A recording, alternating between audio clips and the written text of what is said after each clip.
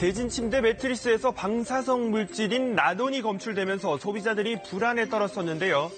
한동안 잠잠했던 라돈이 다시 시끄러운 분위기입니다. 이번에는 한 업체의 침구와 베개에서 기준치 이상의 라돈이 다시 검출된 건데요. 최초 제보자가 소비자였기에 정부 조사에 구멍이 뚫렸다는 말도 나오고 있습니다. 어떻게 된 일인지 최초 제보자부터 만나보시죠. 7년 전 홈쇼핑을 통해 침대에 까는 침구를 구매한 오남수 씨. 홈쇼핑 구매할 때 황토 성분이 있어서 음이온이 발생한다. 그래서 좋은지 알고 구매를 했죠.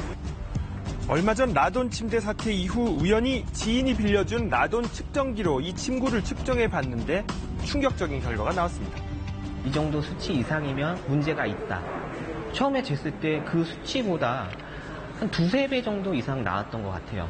그래서 기계가 잘못됐나 생각을 했었죠. 이상을 느낀 오 씨는 제품 제조업체 측에 연락을 했고 업체 측은 직접 집으로 와서 측정을 했습니다. 당시 영상을 한번 보시죠.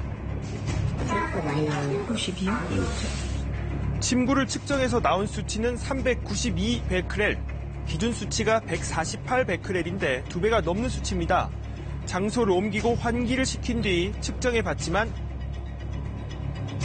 여전히 기준치를 훨씬 넘는 수치가 나왔는데요. 기준치가 초과돼서 검출된 적은 지금 오늘 처음인 사례라서. 업체 측은 오 씨의 침구를 회수해서 정밀 검사에 들어갔습니다.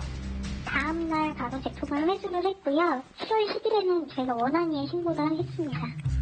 원안위에서 침구와 베개 등 13개 제품을 정밀 분석한 결과 3개의 제품이 연간 피폭 선량인 1mS를 초과하는 것으로 나타났습니다. 그 침대에서 생활을 하고 뒹구고 놀고 잠도 자고 7년 지난 이 상태에서 이게 문제 있는 제품이다. 굉장히 안 좋은 라돈이라는 물질에 우리 아이가 노출돼 있다는 것 때문에 그게 우리 아이한테도 제일 미안하고.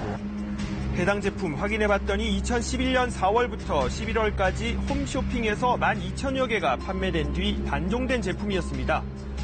업체 측은 해당 제품을 한 달 이내 회수해 교환과 환불 절차를 진행하겠다고 밝혔는데요. 저희 홈페이지, 리콜 신청 홈페이지랑 콜센터 통해서 신청해 주시면 저희가 제품 보유 여부 확인하고서는 신속하게 제품을 수거하려고 하고 있습니다. 몇 년 동안 갑상샘 항진증으로 고생했던 30대 홍수미 씨. 뉴스로 소식이 알려진 뒤 이번 침구에 대한 찜찜함은 떨칠 수가 없다고 하는데요. 가장 항진증도 지금도 약을 먹고 있고요. 전에는 피부과를 한 번도 다닌 적이 없는데 알러지랑 두드러기가 너무 심해져가지고.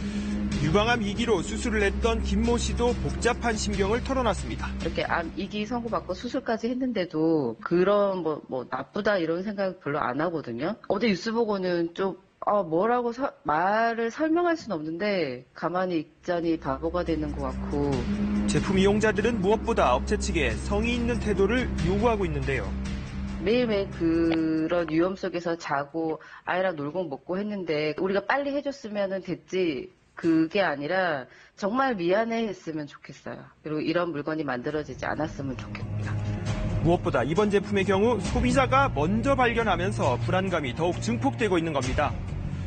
라돈 침대 사태가 불거진 지난 5월 업체 측은 자체 검사를 진행했지만 제품의 이상을 발견하지는 못했다고 합니다. 저희가 260개 정도 라인업 상품들 중에서 현재 한 40개 정도가 현재 실효가 없는 상품이 되겠습니다.